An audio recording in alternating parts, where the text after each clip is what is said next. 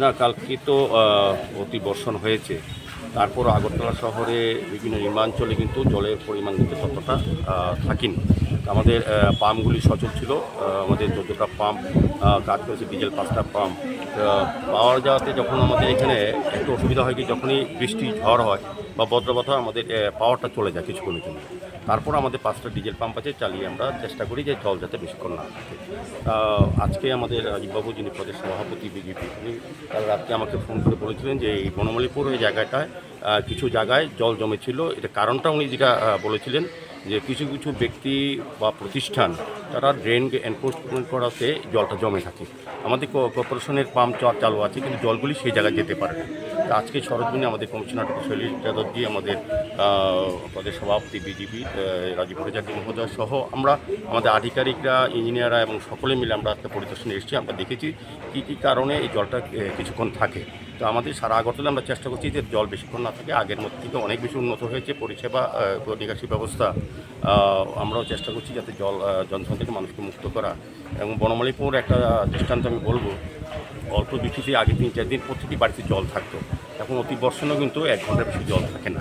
তাও থাকে, এটা পাবলিকের জন্য। কিন্তু আমাদের পৌর নিগম বা সরকারের কোনো রকম ত্রুটি নেই। সেক্ষেত্রে পাবলিকরা সচেতন না আমি বলবো, বা ইচ্ছাকৃতভাবে কোনো কোনো জায়গাতে তারা ড্রেনের উপরে আবর্জনা ফেলে রাখেন। এবং আমরা আজকে রাজীববাবুর সামনে যখন ভিজিট করেছি কমিশনার সাহেব সহ, আমরা লক্ষ্য করেছি বিভিন্ন ব্যক্তিরা তাদের ড্রেন দখল করে তারা তাদের সিঁড়ি, বাড়ির অ্যাপ্রুভ সব রেডি করে ফেলেছে। সেক্ষেত্রে আজকে থেকে আমাদের অভিযান চলবে। এই এলাকা সহ সারা আগরতলা যেখানে যারা দখল করে এই ধরনের বাধাপ্রাপ্ত করছেন সেখানে আমরা সরিয়ে দেবো। কমিশনার সাহেবও নিজে উদ্যোগ গ্রহণ করেছেন। আমার আবেদন থাকবে আগরতলা শহরবাসী এবং এই বিশেষ করে বনমালীপুর এবং এই দিঘির পাড়ে যারা আছেন তারা যাতে একটু সোচ্চার হন, যারা এই ধরনের কাজ করে। পাবলিকলি কিছুটা আমাদের সহযোগিতা করতে হবে। আমরা সঠিকভাবে আমাদের সরকার এবং আমাদের পৌর নিগম আমরা কাজ করি। আপনার ধনসম্পদ সুখ সমৃদ্ধি অক্ষয় হোক। শুভ অক্ষয় তৃতীয়া 1 মে থেকে 12 মে 2024।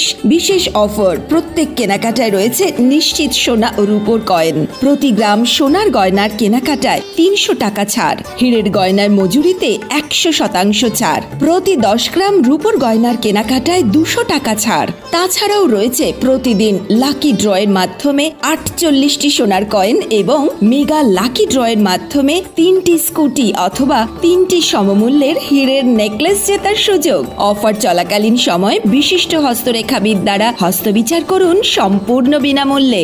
রবিবার খোলা থাকবে শোরুম। রাধাকৃষ্ণ জুয়েলারি, উষা বাজার, আগরতলা, ধর্মনগর এবং বিলোনিয়া। সবার সাদর আমন্ত্রণ। শর্তাবলী প্রযোজ্য।